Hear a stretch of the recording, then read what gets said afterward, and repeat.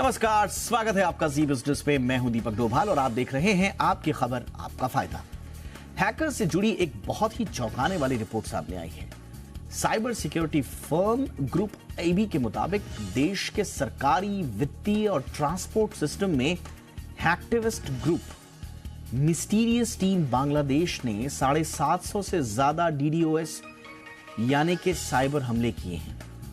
आज हम इसी पर चर्चा करेंगे, समझेंगे कि आखिर ये मिस्टीरियस टीम कौन सी है नई बांग्लादेश की, ये डीडीओज क्या होते हैं, कौन सा ये हमला होता है, हैक्टिविस्ट ग्रुप के काम करने का तरीका क्या होता है, इसका मकसद क्या होता है, भारत के अलावा किन किन देशों में इनका जाल फैला हुआ है, सभी पहलुओं पर करेंगे चर्चा। और ये खबर क्यों इंपॉर्टेंट है, इस पर क्यों गंभीरता से सरकार को, एजेंसीज को एक्शन लेना चाहिए, वो भी हम बताएंगे। लेकिन सबसे पहले ये रिपोर्ट देखिए, लौट रहे हैं खास मेहमानों के साथ।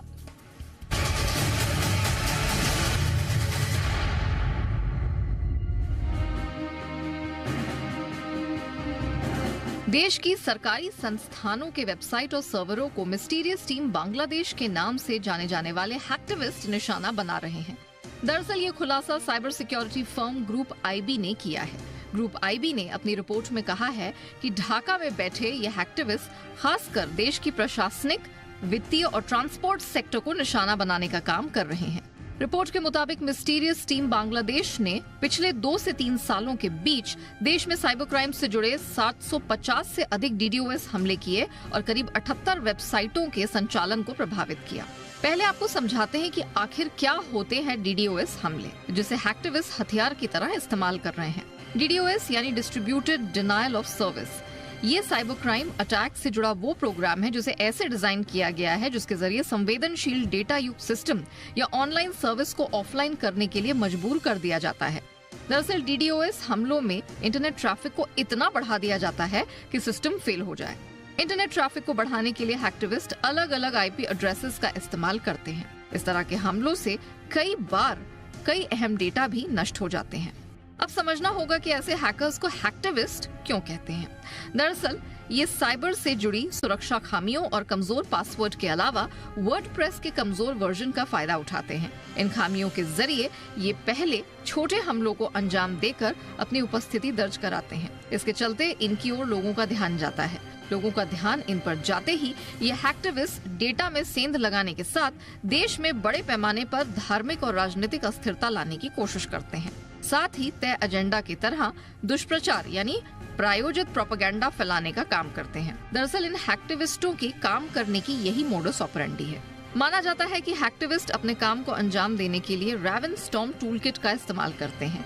यह एक पाइथन आधारित टूल है जिसका उपयोग multi layer DD, Facebook, Telegram और ट्विटर के जरिए एक दूसरे के संपर्क में रहते हैं। भारत के साथ इजराइल में भी हैक्टिविस्ट एक्टिव बताए जा रहे हैं। ऐसे में इनसे बचना है तो देश के सरकारी संस्थानों को एक मजबूत साइबर सुरक्षा कवच के साथ इनका मुकाबला करना होगा। ब्यूरो रिपोर्ट, जी मीडिया। बहुत ही खास मेहमान आज की चर्चा में हमारे साथ अमित दुबे जुड़ रहे हैं, जाने माने साइबर सिक्योरिटी एक्सपर्ट हैं।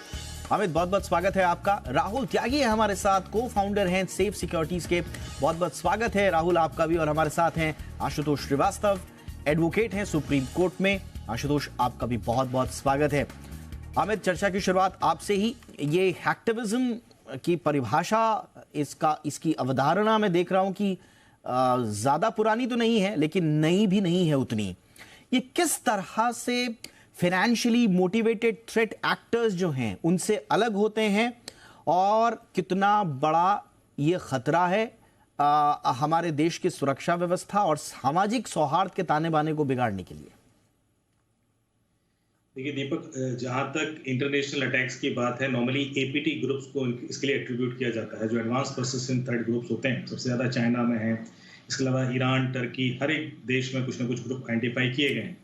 हैक्टिविस्ट थोड़ा सा अलग है, क्योंकि एपीटी ग्रुप रैंसमवेयर अटैक करेगा तो पैसे मांगेगा या निगोशिएशन टेबल पर आएगा।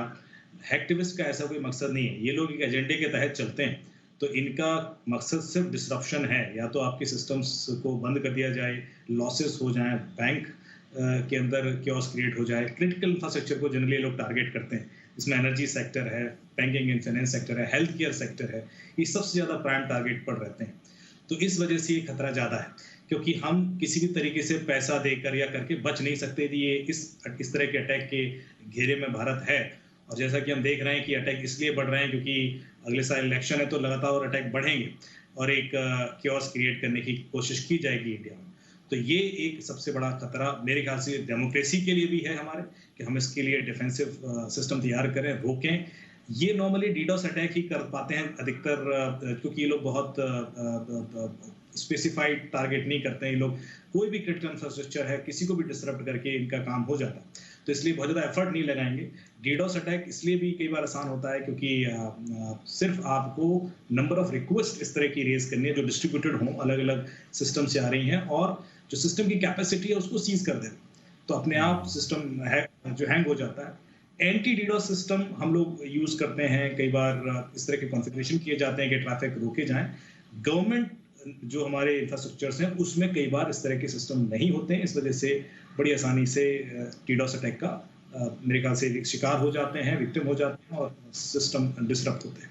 एब्सोल्युटली, यानी कि देखिए आम लोगों को समझना बहुत ज़रूरी है। ये जो हैक्टिविज्म है या हैक्टिविस्ट्स हैं, ये करते क्या है, इनको पैसा नहीं चाहिए होता है, ये कोई नया इनकम सोर्स नहीं तलाश रहे हैं, ये कोई रैंसमवेयर नहीं डाल रहे हैं, बल्कि ये समाज में विद्वेष, वैमनस्य और अपनी आइडियोलॉजी को थोपने के लिए ये लोग सिस्टम में सेंधमारी करते हैं, इसलिए ज़्यादा खतरनाक है। अगर किसी का मोटिव ये है कि मुझे पैसा चाहिए, तो वो समझ लीजिए वो सर्किल में कहीं ना कहीं वो ट्रैप में आने की संभावना उसकी रहती है। लेकिन ये तो एक तरफा अटैक करके अगर निकल जाएं और अपने आउटकम को सिर्फ मॉनिटर करते रहें, उसमें इन्वॉल्व ना हो, इसलिए ये बड़ा खतरनाक हो जाता है और ये ज्यादा घातक है किसी देश के सामाजिक सौहार्द का बिगड़ना। अपैरेंटली फिर बाद में उसका असर जो है इकोनॉमी पर भी दिखता है। तो ये ज्यादा दुर्दांत तरीका है किसी देश के पूरे आत्मा पर अटैक करने के लिए, इसलिए बहुत जरूरी है इसको थोड़ा सा डिटेल में समझने के लिए। राहुल त्यागी, थोड़ा सा और समझाएं इसको, ये डिस्ट्रीब्यूटेड डिनायल ऑफ सर्विस किस तरह से काम करता है, डीडोस अटैक्स क्या होते हैं, और क्या जो सर्टिन है हमारी संस्था, उसने कहा है कि हम इस तरह के हमलों के लिए तैयार हैं, लेकिन क्या वो तैयारी पूरी तरह से है? आपको लगता है कि हम पूरी तरह से तैयार हैं इस तरह के हमलों का मुकाबला करने के लिए? दीपक, सबसे पहले हमें ये समझना होगा कि ये जो एक्टिविस्ट ग्रुप है ये किसके पद चिन्हों पे चल रहा है। तो ये हाईली इन्फ्लुएंस्ड है एक ग्रुप से जिसका नाम है अनोनिमस ग्रुप। अब जैसे दीपक जी अपने सर ने भी अभी पहले बताया कि ये जो आइडियोलॉजी या एक रिलीजन बेस्ड आइडियोलॉजी होती है या पॉलिटिकल आइडियोलॉजी होती है, इनके बेस्ड के ऊपर ही अपने ऑपरेशंस करते हैं। और अगर मैं इस पर्टिकुलर मिस्टीरियस ग्रुप की बात करूं, तो जो मेरी रिसर्च टीम ने मुझे अभी बताया है, जो हमारी थ्रेट इंटेल टीम है, कि अकेला इंडिया ही नहीं है जो इनके चपेट में है। मतलब अगर पूरे हम मान के चलेंगे 100% में कितनी कंट्री इन्होंने ट्रैप कर रखी हैं, उसमें से 34% इंडिया है, उसके बाद इजराइल का नंबर आता है। तो सोचिए इजराइल के ऊपर भी अटैक कर रहे हैं, तीसरा ऑस्ट्रेलिया का है, Netherland and Sweden so and so fourth. तो ये पूरी दुनिया में ही अपने ऑपरेशन चलाते हैं। और ये इनका मानना है कि अगर आपने हमारे रिलीजन को ठेस पहुंचाई है किसी देश ने या किसी पॉलिटिकल एंटिटी ने कुछ इनके बारे में बोला है, तो उनको टारगेट ज्यादा करते हैं ये। और अगर मैं बात करूं कि डीडोस के बारे में, अगर आम इंसान को समझना हो डीडोस क्या होता है, आप मानिए कि आपके पास एक 2G कनेक्शन है मोबाइल का और मेरे पास एक 5G कनेक्शन है। अगर मैं 5G कनेक्शन से इतना डेटा आपको भेज दूं, इंटरनेट से इतनी रिक्वेस्ट भेजूं जिसका 2G रिप्लाई ना कर पाए, तो at the end of the क्या होगा, आपका जो सिस्टम जो 2G मोबाइल इंटरनेट है वो इतना ऑक्यूपाइड हो जाएगा मेरे को रिप्लाई करने में, मेरे 5G की रिक्वेस्ट को रिप्लाई करने में, कि आपके जो बेसिक फीचर है वो मोबाइल पे चलेंगे नहीं, क्योंकि आपकी सारी बैंडविड्थ कंज्यूम हो चुकी है कहीं पे जिसकी आपको जरूरत नहीं है। तो सारी एप्लीकेशन आपके मोबाइल में काम करना ही बंद कर देंगी। और इसलिए ये डेंजरस अटैक इसलिए है क्योंकि इसके अंदर पैसा चुराने की कोशिश नहीं की जा रही, यहाँ पे ट्रांसपोर्टेशन का जो आपका नेटवर्क है उसको ठप करने की कोशिश करी है, जो डायरेक्ट आपकी इकोनॉमी के ऊपर अटैक करता है। प्लस आपकी फाइनेंशियल सर्विसेज है। आप अगर इमेजिन कीजिए कोई पेमेंट गेटवे या कोई बैंक या कोई ऐसी ई कॉमर्स वेबसाइट अगर आधे घंटे के लिए भी ये लोग बंद कर देते हैं, तो ये मैं गवर्नमेंट की बात नहीं कर रहा, मैं प्राइवेट सेक्टर की भी बात कर रहा हूँ, वो कहीं ना कहीं देश की इकोनॉमी को भी हिट कर रही है। और उसके बाद इनके टारगेट पे गवर्नमेंट और मिलिट्री और एजुकेशन भी है। एजुकेशन के अंदर रिसर्च पेपर से लेके और इतनी एंटिटी है, भाई आप चंद्रयान देखिए वो भी एंटिटी है, सो आप सोचिए, इसरो के ऊपर अगर अटैक करने की कोशिश करते हैं और उनका कुछ बंद करने की कोशिश करते हैं, क्योंकि पैसा तो इनको चाहिए नहीं, ये बस चाहते हैं कि एप्लीकेशन जो जितनी भी एक्टिविटीज हो रही हैं, बिजनेस चल रहे हैं या गवर्नमेंट के ऑपरेशन चल रहे हैं, उनको ठप कर दिया जाए। ठप करने से जितना डाउन टाइम रहेगा उतना ही गवर्नमेंट का नुकसान होगा, उतना ही प्राइवेट एंटिटी का नुकसान होगा, क्योंकि वो कुछ अपने काम कर नहीं पाएंगे। एब्सोल्युटली। हमने कुछ दिनों पहले देखा हैक्टिविस्ट इंडोनेशिया करके भी एक थ्रेट आया था, और उसको जो हमारा जो गृह मंत्रालय का एक विंग है, भारतीय साइबर अपराध समन्वय केंद्र, जिसको 14C बोलते हैं, उसने बकायदा हैक्टिविस्ट इंडोनेशिया के बारे में पहले भी चेतावनी जारी की थी। अप्रैल में ही ये चेतावनी आई थी। 12,000 भारत सरकार की वेबसाइट्स की एक सूची इन लोगों ने जारी की थी। ये इतना बड़ा थ्रेट हो सकते हैं आशुतोष। देखिए, कानून तो हम इंटरनली जो डेटा प्रोटेक्शन है, जो हमारी निजता के सवाल हैं, जो साइबर सिक्योरिटी के इश्यूज हैं, उनको हम टैकल कर लेंगे, लेकिन क्या जो हमारी एजेंसीज हैं उनके पास कानूनी रूप से क्या इतने वो इक्विप्ड हैं कि इस तरह के हमलों का वो जवाब तो स्वाभाविक रूप से दे पाएंगे, इस पे कोई वो नहीं है। लेकिन कई बार क्या होता है कि इस तरह के बाहरी तत्व जो हैं वो इंटरनल जो एक इकोसिस्टम बनाते हैं अपना, उसके थ्रू ये पूरा नेटवर्क अपना बिछाते हैं। तो क्या हमारे कानून इतने पर्याप्त हैं कि इस तरह के मामलों में हम त्वरित गति से आगे बढ़ पाए? हमारे पास एक तो इंडियन पेनल कोड है, उसमें कुछ सेक्शंस हैं जैसे 468 वगैरह है कि अगर कोई फॉर्जरी के पर्पस से अगर कोई भी डेटा को मिसयूज करता है, इलेक्ट्रॉनिक डेटा को भी, तो उसमें भी जो है पनिशमेंट है 7 इयर्स का। उससे भी इम्पोर्टेंट जो हमारा आईटी एक्ट है, इंफॉर्मेशन टेक्नोलॉजी एक्ट 2000 का, उसमें एक फाइन से लेकर के लाइफ इम्प्रिजनमेंट तक का पनिशमेंट प्रेस्क्राइब्ड है। अगर हम सेक्शन 66F देखें आईटी एक्ट 2000 का, तो उसके अंदर अगर कोई भी हमारे कंट्री के सोवरेनिटी को या फिर उसके डेमोक्रेसी को या फिर उसके यूनिटी को या उसके पीस को इस तरह से अगर कोई डैमेज करता है, अटैक करता है, तो अगर सेक्शन 66F अगर लगाया जाता है और उसमें वो प्रोसिक्यूट होता है और उसमें वो साबित हो पाता है उसके ऊपर गुनाह और वो कन्विक्ट होता है, तो उसको लाइफ इम्प्रिजनमेंट तक जो है दिया जा सकता है। वहां तक का इसमें प्रावधान है। तो ऐसा नहीं कह सकते कि हमारे पास कानून नहीं है, हमारे पास बहुत ही अच्छे कानून पहले के हैं। जो अभी देखिए रिसेंटली अमेंड भी हुआ था आईटी एक्ट, और उसमें बहुत सारे जो है उसको बेटर सेक्शंस और लाए गए, ताकि जो अलग अलग तरीके के जो एक्ट्स हैं, क्राइम्स हैं साइबर रिलेटेड, उसको जो है इसके अंदर लाया जा सके पनिशमेंट के सूची में, और उसको लाया भी गया है। तो ये कहना कि कानून हमारे पास नहीं है, ऐसा नहीं है, हमारे पास प्रॉपर कानून है। और उसके अलावा अगर आप देखेंगे तो हमने साइबर सेल जो है इंडिया में बनाया गया है, पुलिस की टीम अलग से इसमें बनाई गई है, जिसको बिल्कुल टेक्निकल नॉलेज और स्किल उनको प्रोवाइड किया गया है, उनको ट्रेनिंग दिया जा रहा है टाइम टू टाइम। और इसके अलावा जो साइबर के जो एक्सपर्ट्स हैं, जो ऑफिशियल हैकर्स भी आप उनको बोल सकते हैं, जो इसमें पुलिस की पूरी मदद करते हैं और जो इस तरीके के क्राइम है उसको इन्वेस्टिगेट करने के लिए और जो क्रिमिनल्स हैं उनको पकड़ने के लिए, और उनको पकड़ने के बाद जो फर्दर इन्वेस्टिगेशन उसके अंदर हो सकता है उसके लिए। तो मुझे लगता है कि हम काफी इम्प्रूव हुआ है हमारा कंट्री, क्योंकि हम भी एक डिजिटलाइज वे में बहुत आगे बढ़ चुके हैं और बढ़ रहे हैं। तो उसी तरीके से हमारे कानून में भी इम्प्रूवमेंट की जरूरत है, और जो हमारे जो पुलिस या फिर साइबर सेल या आप जो भी इन्वेस्टिगेटिंग एजेंसी बोल लीजिए, उनको भी time to time proper training दिया जा रहा है, उनको हर तरीके का इक्विपमेंट या फिर टेक्निकल नो हाउ या फिर टेक्नोलॉजी से उनको नोट है। है। एब्सोल्युटली, ये ट्रेनिंग वाला जो पार्ट है ये बहुत इंपॉर्टेंट है। और तो ढाका में हैकर्स के नए आका बैठे हुए हैं और ये खुलासा हुआ है।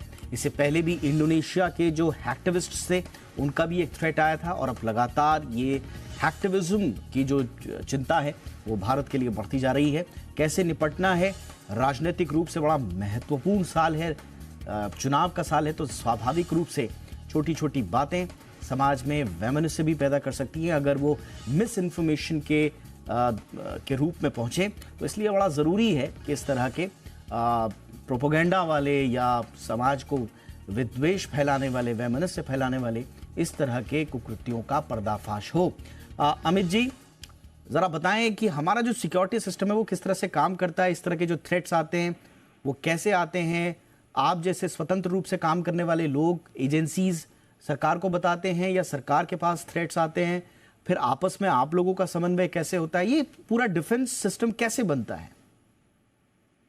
देखिए, सबसे पहले तो सरकार का जो सिस्टम है अभी काफी फ्लेक्सिबल हुआ है।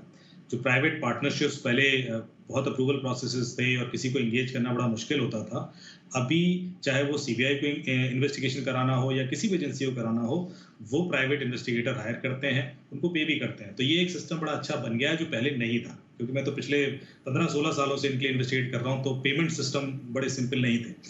दूसरा, अब इन्होंने टास्क फोर्स बनाने शुरू कर दिए, जिसमें कि जो भी जहां का एक्सपर्ट है उसको एंगेज किया जाएगा और उसको रिस्पॉन्सिबिलिटी दी जाएगी। तो सरकार का जो ट्रस्ट है उस वजह से काफी इंप्रूव हुआ है। जैसा कि हम ट्रेनिंग की बात कर रहे थे, ट्रेनिंग यहाँ किसी एक खास सेक्टर को नहीं दी जाती है, पर हर जगह की अलग अलग ट्रेनिंग है। पुलिस को इन्वेस्टिगेशन वाली ट्रेनिंग चाहिए है, फिर वहां पर ब्यूरोक्रेट है उनको अलग ट्रेनिंग चाहिए है, जजेस को लॉ एनफोर्समेंट को कैसे डील करना है और कैसे लॉ जो अपग्रेड हो रहे हैं उनको समझना है, उसकी अलग ट्रेनिंग्स होती है। तो हम हर लेवल पर ट्रेनिंग देते हैं और उसके बाद जो कॉर्पोरेट्स हैं या जो इंडस्ट्रीज हैं उनको अलग ट्रेनिंग दे रही है। डिफेंसिव सिस्टम अलग तरीके से मजबूत होता है और ऑफेंसिव सिस्टम पे भी कार्रवाई की जाती है। अभी क्या है कि यदि आप कोई अटैक होता है इंडिया के ऊपर, तो उसमें 3 तरह के इन्वेस्टिगेशन शुरू होते हैं। पहला, जो पहले रिकवरी करना चाहेगा, द डिजास्टर रिकवरी, इसको कहते हैं इंसिडेंट रिस्पॉन्स टीम। तो तुरंत एक टीम जाएगी और उसका काम होगा कि उसको मिनिमाइज किया जाए, उसके इम्पैक्ट को हम वापस नॉर्मलाइज कर पाए ऑपरेशन। दूसरी एक टीम होगी, चाहे वो फिर सीबीआई की हो या पुलिस, लोकल पुलिस की टीम हो, उसका काम होगा कि आप देखें कि ये हुआ कैसे, इसका रूट कॉज क्या था, और उसको फिर हम किसी को एट्रीब्यूट कर सकें कि भाई ये चाइना से हुआ, पाकिस्तान से हुआ, बांग्लादेश से हुआ, ताकि उसको आगे के लिए हम ब्लॉक कर पाएं, एक्शन ले पाएं और किसी और किस्म का ऐसा अटैक ना हो जाए। तो वो अलग होता है।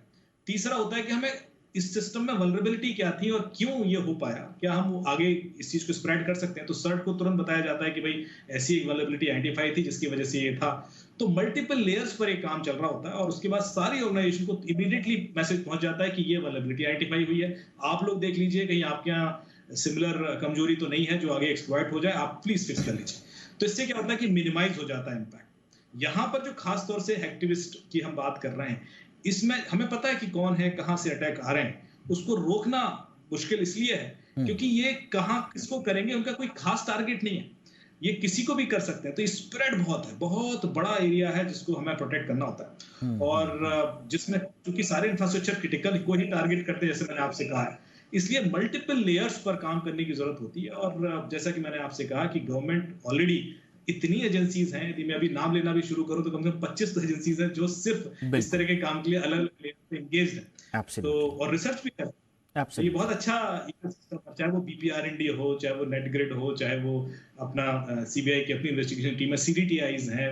तो मल्टीपल एजेंसीज हैं जो अलग अलग लेवल पर कैपेसिटी बिल्ड का काम कर रही हैं और मेरे ख्याल से भारत का इकोसिस्टम अभी बहुत स्ट्रांग है। अटैक होंगे पर हम लोग तैयार भी हैं। एब्सोल्युटली। राहुल, मेरा एक सवाल है इसमें एक लिंक मुझे मिसिंग नजर आ रहा है। अगर इन लोगों का काम समाज को बांटना है या एक खास तरह के नैरेटिव को फैलाना है, तो इसमें जो पार्टिसिपेशन आम लोगों का होना चाहिए था अवेयरनेस के लेवल पर या उनको आगाह करने के लेवल पर, वो मुझे दिखा नहीं। इससे पहले हम लोग देखते थे कि अगर कोई फाइनेंशियल थ्रेट अगर आया है, फटाफट से इस तरह के मैसेजेस जारी कर दिए जाते थे सरकार की तरफ से कि फलाना फलाना जगह से अटैक आ रहा है, रैंसमवेयर वायरस है, आप सावधान रहिए। लेकिन इस तरह के जो नैरेटिव बेस्ड या प्रोपेगेंडा बेस्ड जो थ्रेट्स हैं, उसमें मैंने देखा नहीं कि कोई बहुत ज्यादा सरकार ने या सरकार की किसी एजेंसी ने आगाह किया हो आम लोगों को कि देखिए आप वैमनस से फैलाएंगे इस तरह के लोग, तो आप जरा सतर्क रहिए। और मैं इसलिए कह रहा हूं कि ताजा मामला बड़ा दुर्भाग्यपूर्ण मसला नू का मैंने देखा कि एक व्यक्ति, एक इंसिडेंस में आपको सिर्फ बता रहा हूं, जिसमें कोई व्यक्ति पाकिस्तान से जो है वो यहां का लोकल बाशिंदा होने का ड्रामा कर रहा था और यहां आपस में लोग लड़ रहे थे। तो ये इतना वल्नरेबल है, इसमें गवर्नमेंट के साथ साथ आम लोगों का पार्टिसिपेशन क्या मिसिंग है?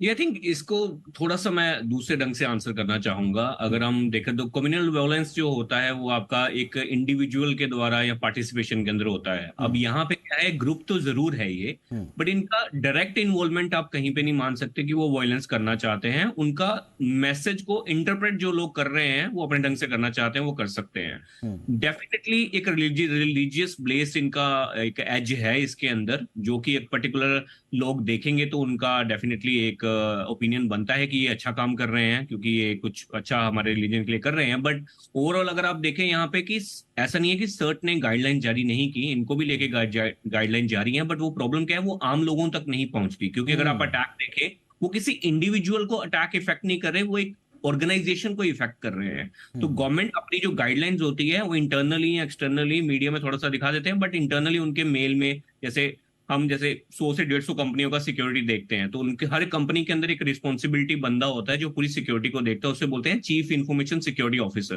तो ये जो लोग होते हैं, गवर्नमेंट इनको कॉन्टेक्ट करती है, ये स्पोक्स पर्सन होते हैं हर एक कंपनी के कि ये क्रिमिनल ग्रुप एक्टिव है। और हमारे पास जैसे अकीरा रैंसमवेयर अभी आया था, जो जैसे ही सर्ट ने उसको गाइडलाइन जारी किया, वो सीसो ने हमने भी और हमने उनको उसका सोल्यूशन दिया कि आपकी कंपनियों को कैसे तरीके से सिक्योर कर सकते हैं। तो इस केस के अंदर गवर्नमेंट जो है वो एक्टिव है, बट वो B2B से, बिजनेस से डायरेक्टली कम्युनिकेट करती है, बजाय एक इंडिविजुअल को पब्लिक डोमेन में उसको बताने के। बिल्कुल। अमित, मैं थोड़ा सा आपका भी ओपिनियन इसमें चाहूंगा, कितना जरूरी होगा आम लोगों को भी सेंसिटाइज करना, उनको इन्फॉर्म करना कि देखिए सतर्क रहिए आप भी, सरकार तो निपटेगी, एजेंसियां निपटेंगी, सक्षम है, अपडेटेड भी है हमारे तंत्र, लेकिन आम लोगों को भी सतर्क रहना होगा। नहीं दीपक जी, बहुत अच्छा सुझाव है। मेरे ख्याल से हमें इस चीज को बिल्कुल कम्युनिकेट करना चाहिए कि B2B के लिए तो हम लोगों ने सिस्टम बना रखा है, लेकिन B2C के लिए या कंज्यूमर को सीधे अपग्रेड करने के लिए, अब जैसे फेक न्यूज है या कोई भी मैलिशियस एक्टिविटीज होती है, उसको वेरीफाई करने के लिए कोई credible one source of place नहीं है जहां पर जाके देख लें।